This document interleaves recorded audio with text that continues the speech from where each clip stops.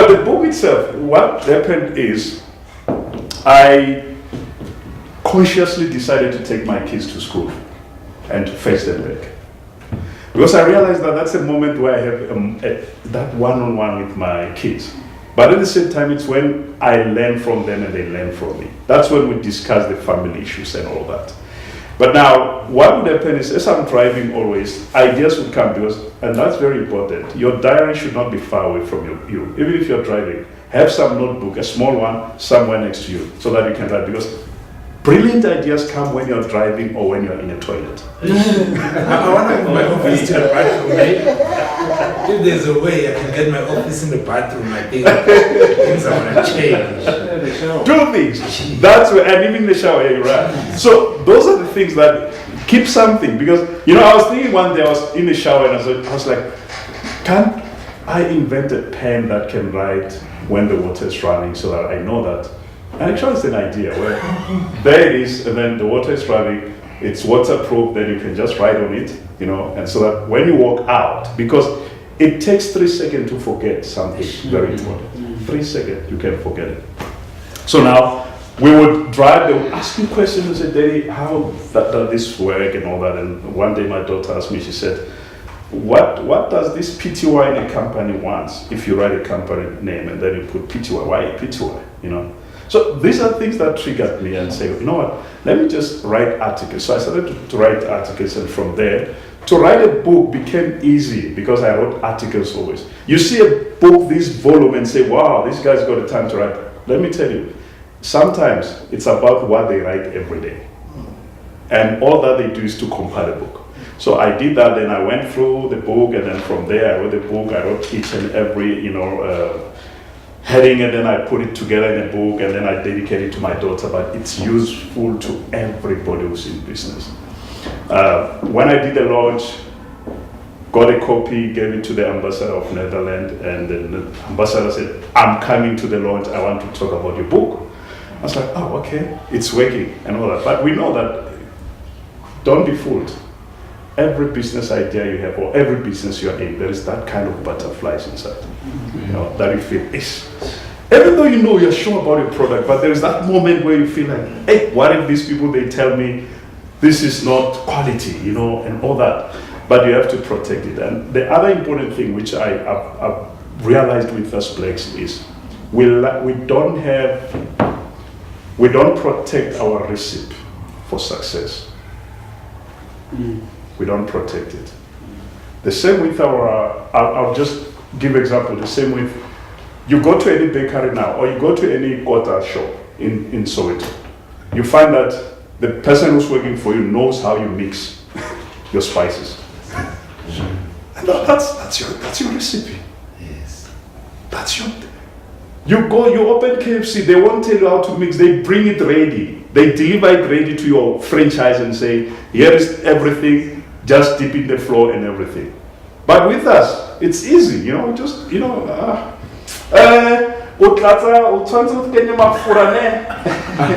it becomes this color, you change it to this thing. And that person, guess what? You are creating a competitor. Because they'll go and open something, it's got the same taste. That's why all the quarters in the township, they almost taste the same. Because there's no kind of protection of the recipe and all that. So most of the tips here in the book have to do with how do you do. The first tip that we have, which I like most, it says, dump your New Year resolutions, stick to daily routine. Because what you do every day is what will determine, where you're going. What we plan, it's good, but it's got a forecast, and we normally don't achieve it. Because there's no way in which we have a plan to say every day I want to do something. And the other one is quit your job at your own risk. And a lot of people here, we did take that risk. We did take that risk. And now we realize later, oh, okay, wow, I did not know this. Oh, okay, fine. This I was not aware of and all that. And then the other one is balancing business and friends. We have businesses, but we have friends also to take care of. But we need to know, do I hire my friends? Do I keep my friends? Do I have time for my friends? Or do I say no to some of the events because they are now in conflict with my business? Those are very important things. The other thing is that stand on the roof of your business for better view. More often when we run a business, we are not there, although we are there. But we don't know what's happening. Some of us, if the machine can stop in your factory, you don't even know where to press the start button. You have to call somebody, Nelly, where are you? The machine was stuck in, and the machine did not get stuck. It was just to press something or to remove something. So we need to be at that level. The other one is how to save your money on web connections. I have one rule. For every airtime I buy for data or whatever, 90% will go towards my business, only 10% to anything else. Friends, whatever, 10%. But 90%, it's to my business. Unfortunately, you find that people, you've got a business to run, you've got a proposal to present or to prepare. But WhatsApp is taking much of your time until 1 o'clock. You realize 1 o'clock and that, I'm not finished yet. By the time you want to finish, it's 3 o'clock. You want to sleep so that you can be fresh for the following day. For that same day, not the following day, by the way, for the same day, So I've got this thing. If I'm not on WhatsApp, it means I'm busy. So don't ask me your WhatsApp is off. It's off, yes, because I'm busy. So those are things that, and the other thing is the partnership worth walking away from. Because there are some partnerships, they don't work. You just have to walk away. You can't fix a partnership. You can't fix a person, by the way. Because they decide consciously how to sabotage you, how to do all these things. So you have to decide, when do I carry on with this or do I carry on alone and all that. And then the other one is dangers of first-hand opinion in business. This one I want to just get deeper into it, because here is what's happening. You go to a doctor, the doctor says, you've got this sickness, we're not sure what it is, but it's dangerous, right? Then, do you know that before you can believe that doctor, you look for another doctor to check, is that right? I'm not sure. But with business, you know what? First opinion, we run with it. It's like we don't check it to say, oh, because a doctor can say you are not sick, whereas you're sick. The other doctor will say you're sick. So before you get to a conclusion of what you're thinking about, try to seek second opinion about it. You can seek from friends, you can seek from, just casually, with family. Guys, what do you think about if we were to build this factory? Do you think it would be, worth one? They will advise you, and some of the people who advise you find that they don't know anything about business. But they will tell you, because remember, those people are consumers. Those are the consumers, they know. And some you don't even tell them why you're asking them, but they will be able to advise you. And then the other one is, don't waste your time in marketing gimmicks. Marketing gimmicks, what are you talking about? You get an SMS. Now we have this special for you for two, with your friend. Then you can go to Mauritius or whatever. And when you get there, you realize, no, they are selling a wrong thing here. You need to make sure that before you go to those things to waste your time, do a research. Is it viable? Is this company credible? Is it worth it? Do I have to go there? And before we even refer friends, because some of them, when you say, no, I'm not interested, do you know somebody who would, and you ask yourself, if I'm not interested, it means that my friend doesn't like it. So if you refer a friend to somebody that you don't like, it means you're not friends. You're not friends. Because if you feel that it's not valuable, why would I refer a friend to it? And then the other one is that be surrounded by relevant people to be relevant. If you want to be relevant, honestly, you have to have relevant people around you. But if they are not relevant, you won't be relevant. You'll just get off the road and off the rail. So those are the things that we looked at. And the other things, establish your business embassies. Mr. Siligan spoke about it. To say, you need to have those connections. You need to know. The best people that can connect you better are your age group. Your age group. They are CEOs of companies today. Where are they? Do you know where they are? Do you know that if I were to take a phone and call Pete is working for ESCOM, and Pete can tell me how I can get things done. So you need to keep those people as your embassies, wherever they are, because they'll be able to connect your business and to create opportunities for you. Harness your idea, your business idea. It's very important. When you have an idea, it's not about running with it just like, because if you check most people who start a business, you'd find that some they will tell you that I've had this idea for the past 10 years. But now the question is, yours that you haven't started yet, what is the problem? Sometimes we don't entertain the ideas. But one thing for sure is your idea will bother you until you won't sleep. And when you sleep, it will come. And when you wake up, you ignore it. And then before you know it, 3 days, 4 days, you find somebody's doing the same thing that you have been thinking about. Nothing new in this world. Nothing new.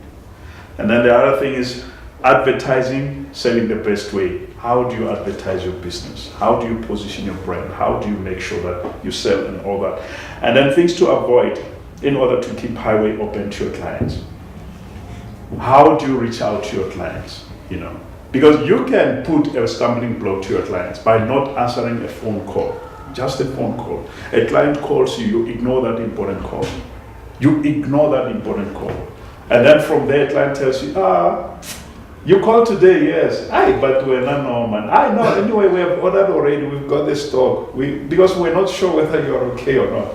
And let's avoid this thing of sending people SMSs back and say, I'm in a hospital, I'll come back to you. Because they will meet you at the mall. Oh, okay. When were you discharged? Yeah, so those are very critical things. Derek, yes, sir. Could I maybe just add on that? Yes, sir. Quick comment. You know, I just feel one has to emphasize what you just said about these ideas that come to you that you never pay attention to, and then eventually you see someone else doing it. Exactly. You know, I've actually had a very serious experience of that nature. You know, where a few years back, I'm actually born in KZN. Okay, so eventually we moved to MP, Mpumalanga, and then we eventually got to Johannesburg. Okay. So, you know, when I got to Johannesburg back then, I was still younger, and the radio stations like YFM were still new. So these are regional radio stations, you know. And when YFM, probably it was one of the first regional radio stations in the country. Okay. Commercial one. That gave birth to maybe, let's say, the KZN one, Gagas FM. Yeah. So all those radio stations came after YFM. YFM was probably the first regional commercial. So by the time when I was in Johannesburg, then the idea hit us with one of my friends that, you know, we are from Mpumalanga, you know, so we said, nah man, why don't we take this YFM concept to Mpumalanga? There are young people there. We come from there. We enjoy these things. So probably they could at home. But you know, because then we got distracted by the challenges probably and everything. And then we just didn't see it through.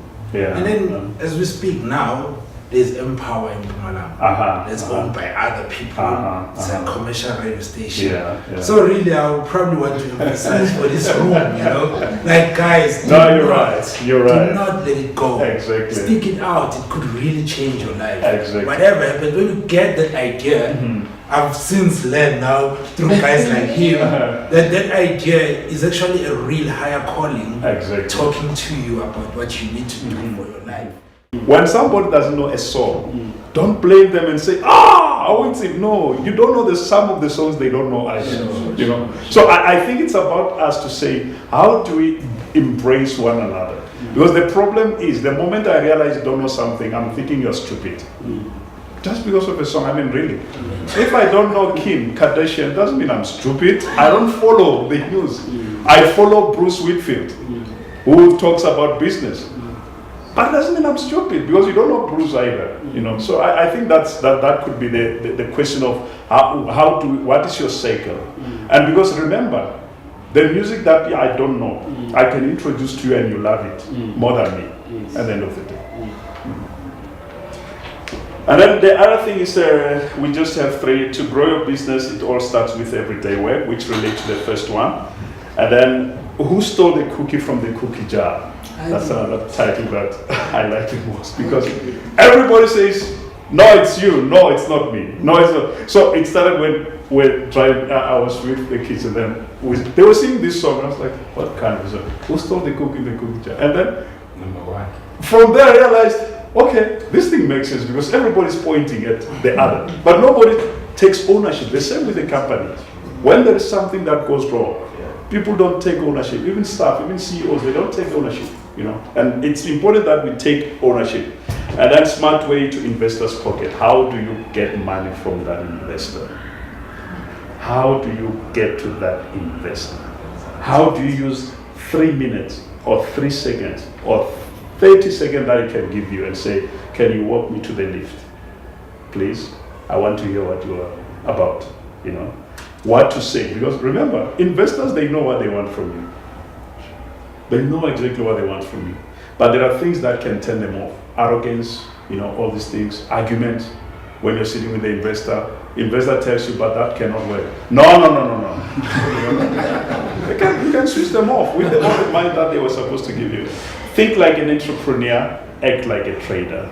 Wow, I like this one, you know, to say, how do you think? Because remember, being an entrepreneur, it's about idea, it's about concept and all that. But being a trader, you can take anyone and see them at the street, they can still sell without entrepreneurial mind. They can still sell the product. And you tell them about banking, about it, they say, no, we're still now. And they still make profit, they drive nice cars and all that. But how do we balance the two? And with us entrepreneurs, we are too careful, you know, the logic, you know, the systems, you know, the processes, you know, the strategy, the personal analysis and all that. But those people, they don't know all these things, but they still make profit. So how do we balance? You know, so we need to think about that. Let us not be stereotyped in how we do things. You go to a township and say to a person, you're an accountant. You walk in there, they are selling their business, they are doing it their way. And you go in and say, you need to have a bookkeeper in-house, you know. No, use that person, develop a system that that person can use in the way that they understand. Because in as much as, ladies and gentlemen, we are learning, we have all these things. But believe you me, we run our businesses according to how we understand it, the way we know that if I put my thing there, I'll get it there. Not when you tell me I need to file it this way. It's up to us. But if it's going to work for you, develop a system out of that and work your business, work your way out. And then the other thing is your business needs medical attention too. You go for checkup, right, after 6 months. Your business needs that kind of checkup too. You need to call somebody, expert. Listen, it's been 3 months now, we are doing the business, can you come and check for me if we are still on track, you know? Okay, can you come and check for me? Because don't wait until you have a prostate cancer before you know that you can see a doctor to tell you if there is that possibility. The last one is, it is the end of the year, not the end of your business. Don't panic. So that is at the end of the year. Don't panic.